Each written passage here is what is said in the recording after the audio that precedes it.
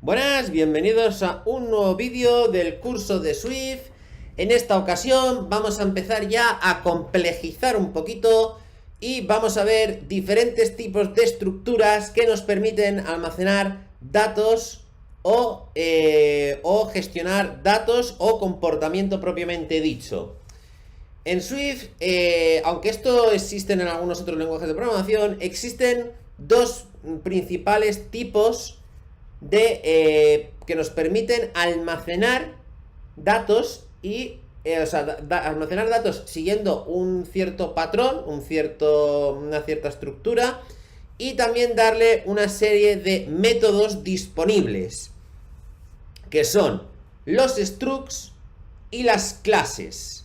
Bueno, en este primer vídeo voy a introducir en caso de que sepáis qué es la programación orientada a objetos, sois libres de poderos saltar este vídeo, porque lo que voy a explicar brevemente en este vídeo es en qué consiste la programación orientada a objetos. Entonces, ¿en qué consiste el paradigma POO o programación orientada a objetos? Alguno dirá ya que es posible que sea un paradigma antiguo. A mí realmente no me parece que sea antiguo. A ver, es mejorable, obviamente, como todo, pero en principio es un paradigma que es muy utilizado en la mayoría de lenguajes de programación actuales. Solo que los más modernos ya intentan abstraerse un poquito de que toda la programación esté orientada a lo que es a clases. Java es un lenguaje, por ejemplo, igual que Kotlin, es un lenguaje muy fuertemente tipado a programación orientada a objetos. En cambio, Swift es un poco más laxo en eso. No necesitamos tener clases para tener un programa. De hecho, podemos tener un programa básicamente a base de estructuras. Es viable. En Java no. En Java esto sería algo impensable, porque en Java, para empezar, para tener la función main, la misma tiene que estar implementada dentro de una clase, cosa que no hace falta en Swift. En Kotlin también han empezado a extraerse un poquito. Pero bueno, la idea ahora mismo es tener ese paradigma de programación orientada a objetos, pero nos vamos saliendo. Pero bueno, algunos se preguntará, ¿en qué consiste el paradigma de la programación orientada a objetos? Bueno, la idea es la siguiente. La idea es que cualquier objeto de la vida real se le puede crear una especie de esquema, propiamente dicho, un esquema que representa a cómo son todos los individuos de esa característica. Cuando hablo todos los individuos, no me estoy refiriendo exactamente a seres vivos, nos podemos referir también a cosas inanimadas, pero por ejemplo, por poner un ejemplo del mundo de los vivos, una persona tiene una serie de características. Por ejemplo, vamos a decir las más evidentes: la altura, el peso, el sexo, por ejemplo, el nivel de masa el nivel de masa muscular, etcétera. ¿De acuerdo? Tiene una serie de atributos y también puede tener una serie de acciones que puede realizar: comer, dormir, andar, hacer ejercicio, trabajar, etcétera. Tiene una serie de métodos que nosotros podemos implementar. Pues bueno, en programación orientada a objetos la idea es coger las características que necesitamos de un individuo, mapearlas a lo que se denomina clase. Aunque bueno, luego veremos en Swift que esto también puede llevarse a cabo a una estructura, struct. Pero la idea es mapearlas en una clase, la cual lo que define es los atributos y los métodos que van a tener todos los individuos que están relacionados con esa clase.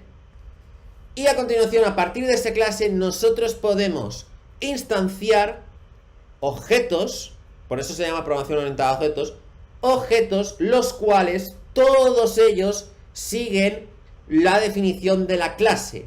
Cada uno definirá sus atributos a lo que le identifica al objeto propiamente dicho, y las acciones pueden ser pues acciones genéricas que no tengan nada que ver con el individuo, o acciones que tengan que ver con el individuo. Por ejemplo, si hacemos una acción saltar, a lo mejor calculamos la masa muscular por la altura de la persona y demás, y eso da una cierta altura.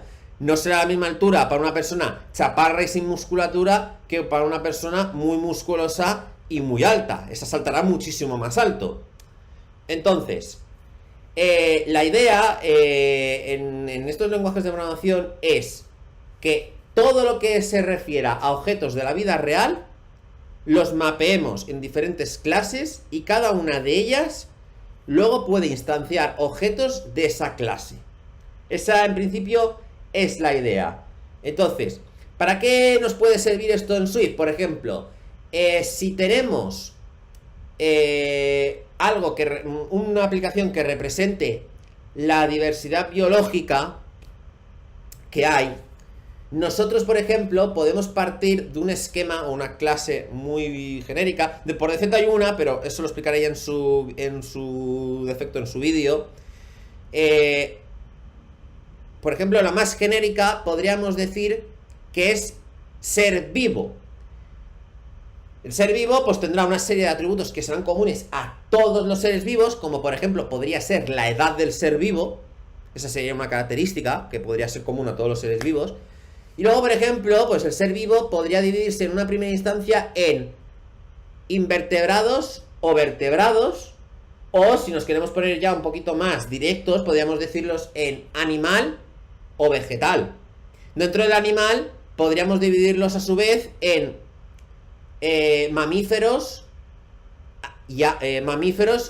aves o crustáceos incluso. Y en el de plantas pues podríamos ya dividirlo, por ejemplo, en hongos, o sea, en hongos propiamente dicho, en musgo, en plantas, o sea, herbáceos, en árboles, etcétera. Y luego a su vez, por ejemplo, los árboles, pues podríamos dividirlos en las distintas familias, y estas distintas familias a lo mejor tienen sus familias, y luego ya nacen de ahí los objetos propiamente dicho. Fijaros bien toda la ramificación que hemos realizado para hacer el programa. Esto nos puede ser muy útil a la hora de modelar lo que son nuestros objetos, o sea, los objetos que queremos representar en nuestro programa dentro del programa. Es una manera sencilla. Y luego nos permitirá, que eso lo veremos más adelante, por ejemplo, que podamos trabajar, por ejemplo, si tenemos un array de seres vivos, pero dentro, pero claro, alguno dirá, bueno, pero no, en principio solo es un tipo de objeto. Es decir, si nosotros tenemos seres vivos, o sea, si tenemos una colección de seres vivos, pero si tenemos una planta, una persona, un perro, un gato y un tiburón, eso, claro, a priori no lo podría meter. Acordaos, el tipo array, el array acepta valores del mismo tipo. Pero ¿qué pasa si definimos que es un array de seres vivos?